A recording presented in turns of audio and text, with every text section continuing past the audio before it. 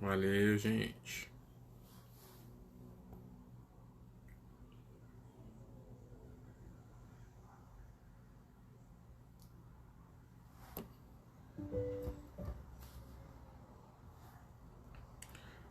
Deixa eu voltando aqui no Insta tem 1 hora de live, depois ele corta, né? Então, voltando de novo.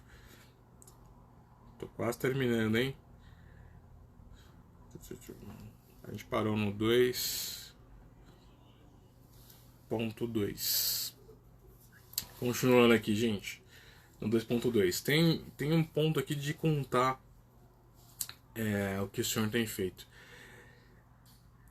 Tem um item aqui que o comentarista coloca que é até bem interessante. Ele fala assim: ó, não devemos nos acovardar em anunciar as boas novas de Cristo. O apóstolo João, escrevendo no Apocalipse, expôs: mas quanto aos tímidos, aos incrédulos, aos abomináveis, aos homicidas, e aos fornicadores, aos feiticeiros e os idólatras, e todos os mentirosos, a sua parte será no lago que arde no fogo e enxofre, que é a segunda morte.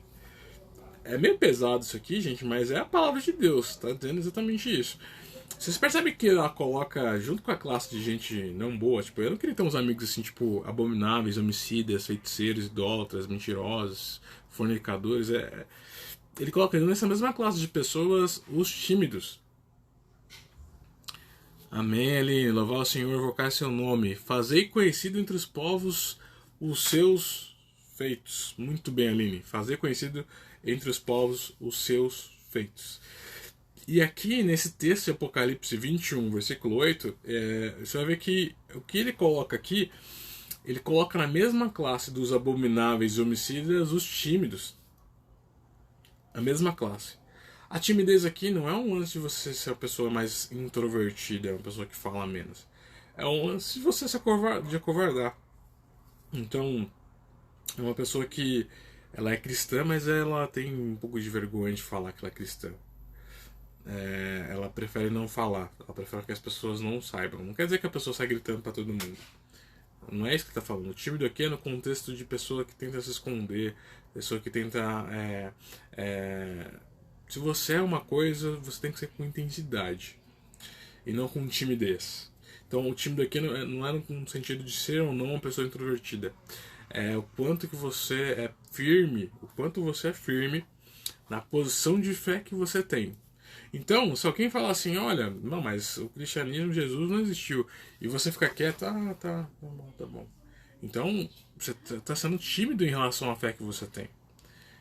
Como você pode ser tímido? Como você pode ser uma pessoa que se esconde diante de alguma exposição, de alguma coisa que fala contra aquele que você ama, você tá junto, né? Porque é mais ou menos assim, né? Imagina aí alguém falando mal da mãe de vocês na sua frente. Ou alguém falando da mãe de vocês. Você vai ter que querer defender sua mãe, porque você ama sua mãe, você conhece sua mãe. Então você fala assim, ó, não fala da minha mãe não, né? Isso na época de escola, fazendo um parênteses aqui interessante, na época de escola você cria uma briga assim, bem feia, não sei como tá hoje isso. Rafa, Marcelo, pode comentar melhor que eu. Mas, não que vocês briguem, né? Mas falando um pouquinho da época de escola aí. A Aninha, pô, mas vocês estão na escola ainda, gente. Faz tempo isso pra mim. Mas na época da escola, se você falasse da mãe do coleguinha, era briga, tipo, briga muito. Porque, tipo, não mexe com a minha mãe. E às vezes a gente vê as pessoas falando de Deus e desonrando a Deus e a gente toma aquilo como. É isso aí, ó. Se fala da minha mãe, o bagulho fica louco. É nesse sentido, né? Porque, cara, não pode falar da minha mãe. Você pode falar de quem você quiser, mas da minha mãe você não fala. Então você não é tímido em relação ao quanto volta tendente para casa, boa. Você não é tímido em relação ao o amor que você tem pela sua mãe. Você defende sua mãe porque, cara, é sua mãe. E às vezes quando as pessoas falam de Deus na nossa frente, a gente é tímido, né? E defender o que a gente acredita, defender a palavra de Deus. Por que Deus é diferente, assim? Se Deus é o nosso Senhor, Salvador, a gente ama, a gente canta um monte de coisa pra Ele, a gente ora, a gente fala com Ele, Ele nos nos ajuda em tudo. Vai levar a gente pro céu e alguém fala mal de Deus e você fala, ah, beleza, tá bom. Interessante, né? Não, mas, gente, essa classe que está sendo escrita aqui em Apocalipse. E fora isso também, assim, a pessoa que. Quando você é novo convertido, muitas vezes tem palavras que podem ferir as pessoas. Verdade, super verdade, cara. E às vezes quando você é novo convertido, né, e alguns passaram por isso, você tá num momento de alegria tão grande que você quer contar de Deus para todo mundo, né? E isso é interessante, porque a gente vai perdendo um pouco disso no caminho. O lance não quer dizer que você tem que ser agressivo na forma de falar. Não é isso que eu tô comentando. Né? A anti-timidez não é... O contrário de timidez não é agressividade. O contrário de timidez é a pessoa que se posiciona, a pessoa que fala. Deus não tem negócio com covarde. Essa é a verdade. Então, se você é cristão, você é cristão. E você se posiciona como um cristão, você fala a palavra de Deus. Deus não tem negócio com covarde. Isso não sou eu que estou falando. Está aqui na Bíblia. E você vai encontrar vários versículos, né? Hebreus vai falar sobre a questão da fé também. A pessoa que se acovarda, a pessoa que, sabe, ela é, mas ela não é, ela fala, mas não fala, né? Tanto que Pedro, quando ele nega Jesus, cristão camaleões, né? O 007, depende da situação. Eu sou, mas eu não sou. Eu vou na igreja. Gente, isso aqui é muito sério, porque quando Pedro ele nega Jesus 3 vezes, Pedro fica num estado de amargura tão grande porque ele sabe a gravidade daquilo. Você negar alguém que você andou 3 anos. E, gente, a gente não é muito melhor que Pedro, não, viu, assim, na nossa vida. Às vezes a gente nega Jesus em várias outras situações. Então, o que está falando aqui é contar os feitos do Senhor. Né? A celebração ela é uma forma que eles encontraram de falar os feitos do Senhor. Escrever um livro é a forma que a Mardoqueu e Esther vão encontrar de falar aquilo que o Senhor fez na vida deles. E o lance de ser tímido é a preocupação de você não ter uma posição. Tímido não é o contrário de agressivo, é o contrário de quem não tem uma posição. É isso que o texto quer dizer aqui em Apocalipse. Então Deus não tem negócio com aquelas pessoas que não têm uma posição. Ou você é, ou você não é. Né? Isso lá Apocalipse, se você encontrar lá, vai falar assim, ó, melhor que você fora quente ou frio, porque morno não funciona. Deus não aceita ninguém metade, alguém que é morno, tipo, café morno, por exemplo, é horrível, né? Deixa eu acelerar aqui, gente, senão eu não termino. 2.3. Quem serve ao Senhor goza de paz. E aqui eu gosto muito de Filipenses 4. Depois leiam aí Filipenses 4. Vocês vão achar um versículo que vai falar assim: que a gente tem que contar ao Senhor todas as nossas aflições, tudo que a gente sente. E a paz que excede todo o entendimento cobrirá o nosso coração. O ponto de gozar a paz, de ter paz, não quer dizer que Deus fez aquilo que a gente gostaria. Porque quando a gente está no Senhor, percebe, eu gosto muito dessa preposição, porque a gente não fala que a nossa paz vem do Senhor. A gente fala que a nossa paz está no Senhor. Então é muito diferente isso. Uma coisa é você receber a paz de Deus, outra coisa é você estar em Deus. E a palavra de Deus vai dizer que a paz está nele. Então você precisa estar em Deus e não receber de Deus. Isso é bem diferente, gente. Isso faz muita diferença. Filipenses 4 vai dizer sobre isso. Se você contar todas as suas aflições, todas as suas angústias a Deus, e Deus vai cobrir você com a paz que excede todo entendimento. Ou seja, a paz não é um negócio que depende da situação, mas depende de estar ou não em Deus. Paulo, quando escreve a epístola a Filipenses, ele estava preso. E ele escreve uma epístola de alegria. E isso é muito interessante porque ele escreve uma epístola que é considerada como uma epístola da alegria numa situação que ele está preso, pedindo para as pessoas colocarem todas as suas preocupações em Deus e ter a paz que excede todo o entendimento. Vai lembrar de Ana. Ana ora ao Senhor aflita, e quando ela levanta da sua oração, independente se ela ter ou não filho, ela não tinha ainda recebido a graça de Deus, a palavra de Deus vai dizer que o semblante dela já não era o mesmo. Alguma coisa aconteceu durante essa oração de Ana. Muito interessante também. Então o povo aqui tem a paz. ele manda a paz, né? O versículo 9 tem de Esther vai dizer o seguinte: e mandaram cartas a todos os judeus a 127 províncias do reino de Assuero com palavras de paz e fidelidade. E a paz foi conquistada por um relacionamento íntimo com o Senhor. Você quer ter paz? Quer ter alegria no seu coração? Quer ter tranquilidade no seu coração?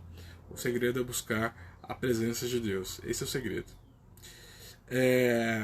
E aí, tópico 3 vai falar que o Senhor permite a provação de Esther. Então, o ponto de Deus nos guardar não quer dizer que Deus não permita que a gente passe por provações e obstáculos. E eles passaram por isso. Né? A Bíblia vai dizer em 2 Crônicas 20:20: crede no Senhor vosso Deus e estareis seguros. Mas não quer dizer que você não vai passar por dificuldades ou por provação. 1 Pedro 1:7 vai falar um pouquinho disso, né? Tem um versículo que vai falar, acho que é em Tiago, ou não sei se está em Pedro, mas eu mando para vocês depois. Tiago vai falar disso também. Fala para vocês serem felizes nas provações, nas tentações. Gente, ser feliz na provação é um negócio que parece muito lógico, mas ele fala isso por causa da consequência de passar por provações, porque isso produz em nós esperança, fé e amor, né? Então, a consequência de passar por isso é que a gente fica mais forte, a gente fica melhor do que a gente era antes. Então, ele fala de se sentir feliz por passar isso, porque você vai atingir um outro patamar depois, vai ter um resultado bom na sua vida depois. Então o Senhor não permitiu a aprovação de Esther, mas Deus abençoou ela no trajeto. 3.1 vai falar que é hora de festejar. E Mardoqueu, quando escreve a carta que a gente falou no começo, ele vai continuar, falar para continuar essa festa por todo o tempo ali depois, né? Dos judeus. Tanto que essa festa é feita até hoje, né? Então é um momento de celebrar. Talvez a gente deveria ter mais esses momentos nossos de celebrar, né? Celebrar o dia que Jesus salvou as nossas vidas, celebrar o primeiro dia que a gente teve um encontro especial com Ele, celebrar o dia que a gente se batizou. Talvez a gente deveria... A gente não é um povo muito de guardar essas coisas, né, de celebrar, mas o povo judeu, eles têm várias coisas de celebrar. A Páscoa, por exemplo, é um momento que é muito celebrado pelos judeus hoje, tem um significado super especial.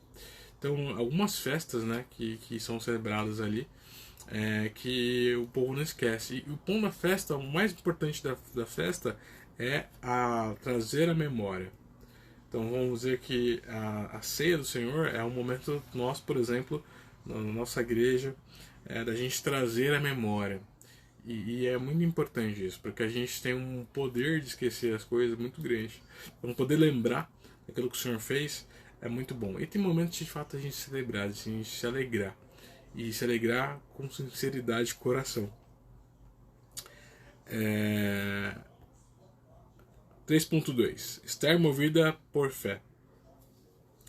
Esther alcançou o topo mais alto que uma mulher poderia chegar naquela época, com certeza não tinha posto maior do que ser a rainha de um reino, que era o reino da Pérsia, que era o reino que dominava o mundo na época. Então não tinha como ela ser uma posição mais poderosa do que ela podia ter. Mas aqui vai ter o exemplo dela de ser uma pessoa de fé, né? Então ela podia, como rainha, falar assim: meu, não é problema meu. Mas ela é movida por fé, aqui ela seguia por fé. Quando ela fala de jejum, por exemplo, está nesse sentido. E aí a palavra de Deus vai dizer que a mulher sábia edifica a sua casa. Para as meninas aí que estão assistindo, olha para vocês verem, defendendo um pouco as mulheres aqui nesse sentido, olha a responsabilidade que Esther teve. Olha como Deus usou uma mulher para salvar uma nação inteira. E mais interessante, a estratégia que Esther tem. Talvez nós, homens, não conseguiríamos ter a estratégia que ela teve. Muito bem, Aline, Provérbios 14, versículo 1. A mulher sábia edifica a sua casa. Olha, gente, olha a responsabilidade, a sabedoria que Deus deu para Esther para ela conseguir interceder pelo povo. Então, através de uma mulher, uma nação inteira foi salva. E foi uma mulher sábia, uma mulher dirigida por Deus. Olha como as mulheres têm um papel também grandioso na palavra de Deus, né? A gente vai ver vários exemplos como esse. E a mulher sábia edifica a sua casa. Ou seja, ela tem uma sabedoria de como conduzir a sua casa, né? O governo da casa, muitas vezes a mulher tem um jeito de fazer muito interessante. É isso aí, Aline. A mulher sabe edificar a sua casa, mas a tola derriba com suas mãos. Então a mulher sabe, ela sabe juntar os pedaços, ela sabe conduzir muitas coisas que nós vamos ter uma dificuldade. E Deus usa uma mulher para salvar um reino inteiro. Isso aqui é muito interessante. E ela é uma serva fiel ao Senhor. E aí 3.3, gente, para fechar mesmo, que eu já passei bastante do meu tempo aqui. Vai falar que Deus cuida do seu povo. Jesus disse a Pedro: apacenta as minhas ovelhas. Aqui fica bem claro que a vocação cristã está em assumir uma responsabilidade afável e amorosa uns pelos outros. Esther se uniu ao seu primo para proteger seu povo do perverso Amã. A Bíblia nos ensina que os dois principais mandamentos são amar a Deus sobre todas as coisas e o próximo como a nós mesmos. Que é basicamente isso que a gente tem que fazer na Bíblia como um todo. E aí, aqui acho que um ponto aqui que é interessante dessa narrativa é que primeiro que Deus cuida do seu povo, e Deus ainda cuida, da mesma forma que Deus cuida do povo de Israel, até hoje, Deus ainda cuida da sua igreja. Então Deus tem um carinho muito grande com a sua igreja. E Deus trata a sua igreja com muito carinho. E aí, além disso, também fala aqui do amor que eu tenho pelo próximo. Porque Esther não está preocupada só com ela está preocupada com uma nação. Mardoqueu não está preocupado com ele só, mas está preocupado com uma nação, com o próximo. E poder ajudar o próximo. E arriscar seu pescoço pelo próximo, né? E Deus espera isso de nós quando ele fala desse texto. Amar a Deus sobre todas as coisas e ao próximo como a nós mesmos. E aí, chegando ao final da nossa aula, a gente vê a grandeza de Deus em todo esse agir, em todo esse acontecimento, em fazer um dia que era o dia do sorteio ruim, né? Se é um sorteio ao contrário, e um dia de alegria para o povo de Israel. Deus mudou a sorte do povo de Israel. Eles estavam destinados à execução e Deus faz eles serem vitoriosos em meio a tudo aquilo lá. A gente vê a grandeza de Deus em todas as coisas que a gente vive, seja na natureza, a gente olha a grandeza de Deus nas nossas vidas, a forma que Ele nos salvou, na forma que a gente vê o testemunho dos nossos irmãos, na forma como Ele conduz a sua igreja ao longo dos séculos. Então, em tudo nós vemos a grandeza de Deus e a sua palavra testemunha da sua grandeza e os nossos corações também testemunham da grandeza de Deus. Gente, cheguei ao final aqui. Eu queria perguntar se vocês têm alguma dúvida, alguma coisa. E queria agradecer já a vocês pelo tempo aqui juntos.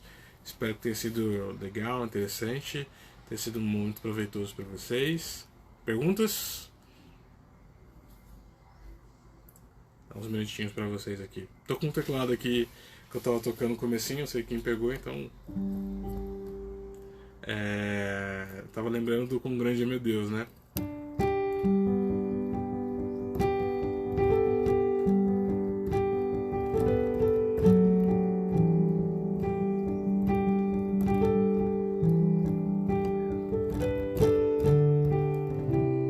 Amém, de boa aula. Pra mim também foi bem gostoso estar com vocês. Espero que vocês tenham gostado. Continue meditando na palavra de Deus. E pra gente fechar aqui, pedir que vocês fechem os seus olhos na casa de vocês. A gente vai fazer uma oração e a gente termina por aqui. Pai querido e eterno, Pai maravilhoso e grandioso, eu te agradeço por este momento, Pai, por essa nossa reflexão na Tua Palavra, Pai. Que Teu nome continue sendo exaltado em nossas vidas e que nós possamos continuar, Pai, pela Sua graça, testemunhando da Sua grande, meu Pai, maravilhosa obra, da Sua grandeza, Deus. Obrigado por tudo, Pai, pela vida de cada um. Nos dá um domingo abençoado e abençoe toda essa juventude que está acompanhando essa aula, Pai, que nós possamos ser cada dia mais próximos a Ti. É isso que eu te peço, te agradeço em nome de Jesus, Pai. Amém. Galerinha, valeu, super obrigado. Saudade de você já aqui. Se Deus quiser, a gente vai estar de volta daqui a pouquinho, tá? Deus abençoe vocês e tchau, tchau.